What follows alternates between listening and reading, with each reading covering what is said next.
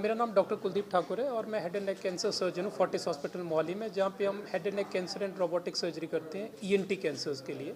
So by and large हमारे देश में जो हमारे पास डेटा है उसमें ये बताया गया है कि लगभग 2,70,000 के करीब नए केसेस हर साल आते हैं ईएनटी कैंसर्स जो आते हैं, और तकरीबन 15% के करीब जो टोटल कैंसर से डेथ्स होती है उसमें 15% डेथ सिर्फ ईएनटी कैंसर्स की वजह से होती है।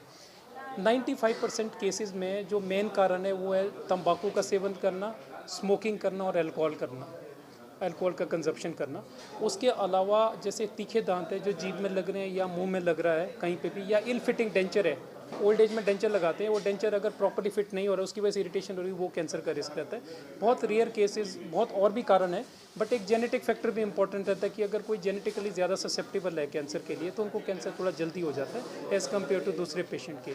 तो by and large alcohol, smoking और टोबैको च्यूइंग, ये 3 इंपॉर्टेंट कारण है जिसको अगर हम एलिमिनेट करेंगे तो काफ़ी हद तक हमें कैंसर से इजात मिल सकती है। सिम्टम क्या क्या है,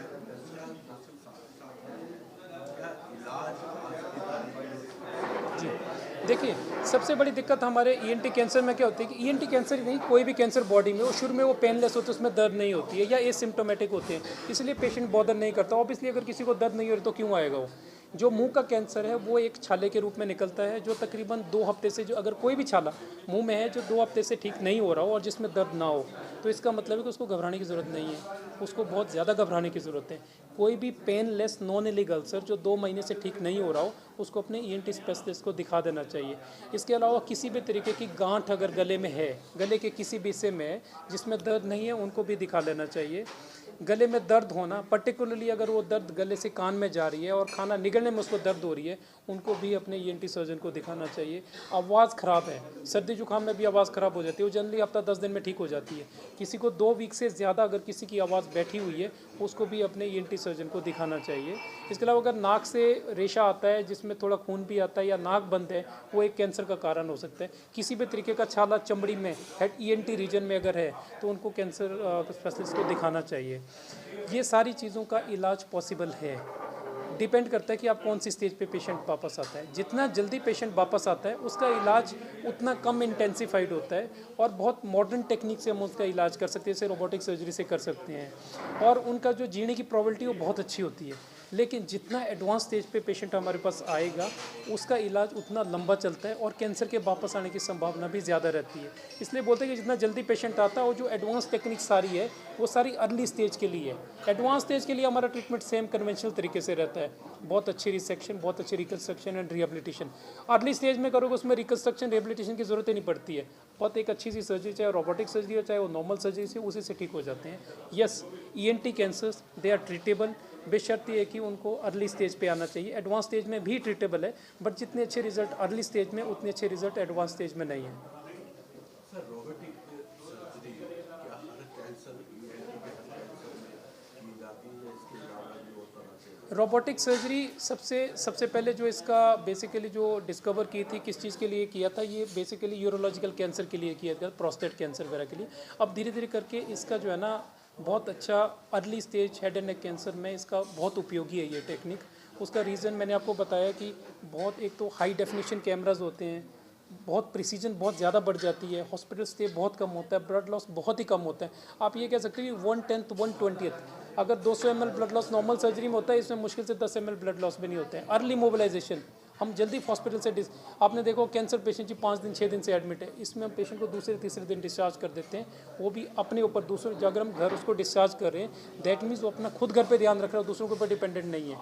so high definition cameras, extreme precision, बहुत अच्छी प्रिसीजन प्लस बहुत अच्छे से हम हर कैंसर को निकाल सकते हैं उससे। रोबोटिक सर्जरी ये इस तरीके से हो ना, रोबोटिक सर्जरी हम लोगों के लिए बहुत हेल्पफुल है और पेशेंट के लिए बहुत हेल्पफुल है। सर इसके लिए कोई टेस्ट भी है पता चल सके कि गले का कैंसर है? जो ईएनटी कैंसर्स है इसमें ऐसा कोई टेस्ट नहीं होता है, जैसे हम बोलते हैं कि दूसरा ओवरी कैंसर के लिए कुछ मार्कर कराएं ब्लड, इसमें ईएनटी कैंसर में ऐसा नहीं है। सिंपल ईएनटी कैंसर डायग्नोज करने बहुत आसान है। आपको सिर्फ एक ईएनटी स्पेशलिस्ट को दिखाना है, वो आपका मुंह चेक करेगा, गला चेक करेगा, एंडोस्कोपी से नाक चेक करेगा, एंडोस्कोपी से गला चेक करेगा, उनको एग्जामिनेशन नॉर्मल लगेगा, बस नॉर्मल है। कुछ भी सस्पिशियस लगता है वो इमीडिएटली बताएंगे, बायोप्सी करनी पड़ेगी। एक इम्पॉर्टेंट मैं आपको एक एक इम्पॉर्टेंट आपके सामने एक चीज़ मैं रखना चाहता हूँ।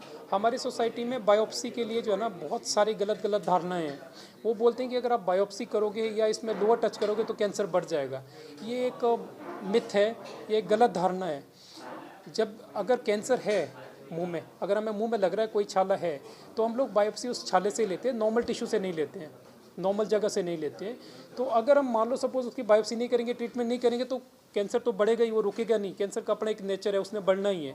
सो अगर हम उसकी बायोप्सी करेंगे तो ऐसा नहीं है कि वो बायोप्सी करके बढ़ गया हुआ है। सो बायोप्सी से हमारे पास कोई भी ऐसे तथ्य या एविडेंस अभी नहीं है जिससे ये बताया गया है कि बायोप्सी करने से ट्यूमर बढ़ता है। नहीं, यस, बायोप्सी के बगैर हम कोई भी इलाज शुरू नहीं कर सकते हैं। इसलिए अगर कोई भी डॉक्टर, कोई भी एंटी स्पेशलिस्ट ये बोलता है कि इसकी बायोप्सी करनी चाहिए, तो हमें इमीडिएटली बायोप्सी करनी चाहिए। उससे कैंसर नहीं बढ़ेगा, बल्कि उसका इलाज हम बहुत जल्दी शुरू कर सकते हैं। सॉरी सर, मैं आपको बताया जैसे अर्ली स्टेज 1, स्टेज 2 जो कैंसर्स होते हैं, हम लोग बात करते हैं 5 ईयर सर्वाइवल के बारे में कि 5 साल में कितने लोग जिंदा रहते हैं। तो जो अर्ली स्टेज कैंसर है, स्टेज 1, स्टेज 2 कैंसर है, उसमें जो 5 ईयर सर्वाइवल है वो तकरीबन 80 to 90% है। आप ये कह सकते हो कि स्टेज 1, स्टेज 2 ट्यूमर जो है ना, 5 साल के बाद जब हम उनको देखेंगे तो उसमें से 80 से 90 मरीज जिंदा रहेंगे।